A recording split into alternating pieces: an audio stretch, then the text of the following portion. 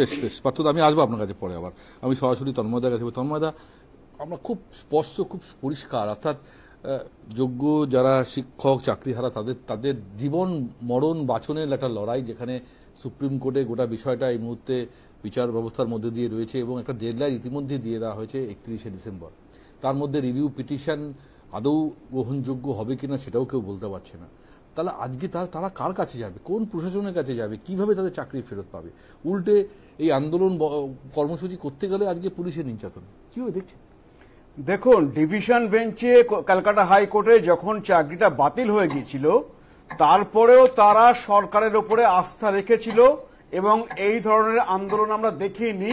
তারা আশা করেছিল অন্তত সুপ্রিম কোর্টে গিয়ে সরকার এবার বলবে যে হ্যাঁ, এরা হচ্ছে ঘুষ দিয়ে চাকরি পেয়েছে আর এরা হচ্ছে পরীক্ষা দিয়ে যোগ্যতার সাথে চাকরি পেয়েছে, কারণ এদের চাকরিগুলো আমরা চাই না, চলে যাক।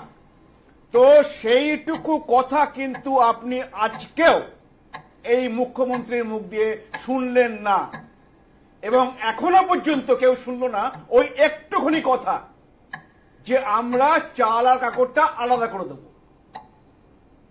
তো সেই কথাটুকু শুধু শুনলেই এরা খুশি হয়ে যেত, কিন্তু সেইটা কখনোই শুনবেন না, কারণ ওনার নেতা মন্ত্রীরা সব ঘুষ খেয়েছে, অনেকে জেলে আছে এবং সেই পয়সার ভাগ বাটোয়ারা হয়েছে, সেটা কালীঘাটেও গিয়েছে। সুতরাং চাল আর কাকড় উনি আলাদা করবেন না। এবার আসছি যে এই শিক্ষক শিক্ষিকারা এদের দেওয়ালে পিঠ থেকে গেছে, এরা আন্দোলন করছে। আমরা সবসময় বলি যে শান্তিপূর্ণভাবে আন্দোলন, কিন্তু আপনি দেখে রাখবেন যে এদের বিরুদ্ধে যখন পুলিশি অত্যাচার হচ্ছে তখন কোন পুলিশের নিয়মে বলে যে মাথার ওপরে ব্যাটন দিয়ে মারতে হয়, চোখে আঘাত লাগছে, অনেকের মাথায় স্টিচ পড়ছে, তারপরে পুলিশ সাফাই দিচ্ছে কি আমরা অনেক সংযম ছিলাম। তাহলে পুলিশ কি বলতে চান যে আমরা কারোকে গুলি করে মেরে ফেলিনি? এইটা বলতে চান যে তাহলে ওদেরকে মেডেল দেওয়া হবে? এবার পুলিশ মন্ত্রী সেই মেডেল গলায় নেবেন? তো এইটা হচ্ছে সরকারের অ্যাটিটিউড, যেটা হচ্ছে যেটুকু করণীয় ছিল এই সুপ্রিম কোর্টের রায়ের পরেও, যে রিভিউ পিটিশন ফাইল করা এবং তার আগে যোগ্য অযোগ্য বাছাই করা, এবং সেটা ওরা বলেছিলেন করবেন, বিভিন্ন সময় ওদেরকে আশ্বস্ত করেছিলেন, সব ভুয়ো মিথ্যে কথা। আজকে সেইগুলো প্রমাণ হয়ে যাচ্ছে।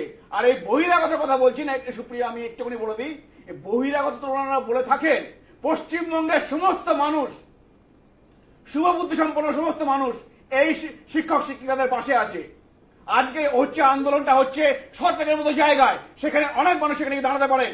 আজকে উনি মুর্শিদাবাদের ক্ষেত্রে একই কথা বলেছিলেন, বাংলাদেশ থেকে এসছে, একজন দেখাতে বলেছেন বাংলাদেশ থেকে। এখন এটা বলছেন রাজনীতি করার একটা জায়গা তৈরি হয়ে গেছে, মানে বহিরাগত তত্ত্ব এনে দেওয়া, উস্কানি দিয়ে দেওয়া। আমাদের শিক্ষক, অবশ্যই শিক্ষকরা কেনই বা বাইরের কোন লোকের উস্কানিতে তারা কাজ করবে? যে শিক্ষকরা ভবিষ্যতে সমাজ গড়ার কারিগরদের তৈরি করেন, পড়ান, তারা আজকে তাদের পেটের দায়ে রাস্তায় নেমেছেন, তারা আন্দোলন করছেন। সেই ন্যায্য আন্দোলনকে দমন পীড়ন করতে গিয়ে পুলিশকে লাঠিচার্জ করতে হচ্ছে। আমি জানি না, প্রশাসন নিশ্চয়ই গোটা বিষয়টার উপর নজর রাখছে, সুপ্রিম কোর্ট রয়েছে, মামলা চলছে। একটা ছোট্ট বিজ্ঞাপন বিরতি নেব, ফিরে আসবো, সঙ্গে থাকুন। ছোট্ট বিরতি, ফিরে আসছি।